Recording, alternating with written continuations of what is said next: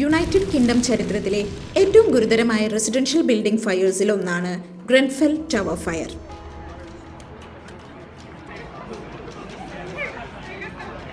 2017 June 14 London നഗരത്തിലെ ഒരു residential building ആയിരുന്ന ഗ്രെൻഫെൽ ടവറിൽ ഏകദേശം രാത്രി 1 മണിയോടെ തീ പടർന്നു പിടിച്ചു. ടവറിലെ ഫ്ളാറ്റിലുണ്ടായിരുന്ന റെഫ്രിജറേറ്ററിൽ നിന്നായിരുന്നു ഫയർ ഉണ്ടായത്. ബിൽഡിംഗിന്റെ പുറംഭാഗത്ത് ഉപയോഗിച്ചിരുന്ന ക്ലാഡിംഗ് മെറ്റീരിയൽ കാരണമായിരുന്നു ചെറിയൊരു ഫയർ മിനിറ്റുകൾക്കുള്ളിൽ പടർന്നു പിടിച്ചത്. എന്നാൽ ഇവിടെ പ്രധാന പ്രശ്നം യൂസ് ചെയ്ത മെറ്റീരിയൽസ് മാത്രമല്ല, അവയെക്കുറിച്ചുള്ള കൃത്യമായ ഡാറ്റയുടെ അഭാവവുമായിരുന്നു. ഇവിടെയാണ് ബിൽഡിംഗ് ഇൻഫർമേഷൻ മോഡലിംഗിന്റെ പ്രാധാന്യം.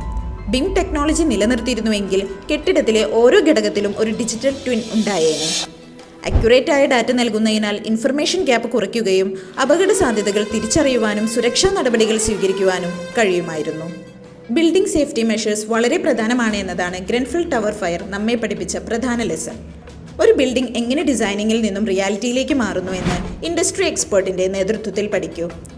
Join our live webinar on BIM Enabled Facility Management on 21st February 2026.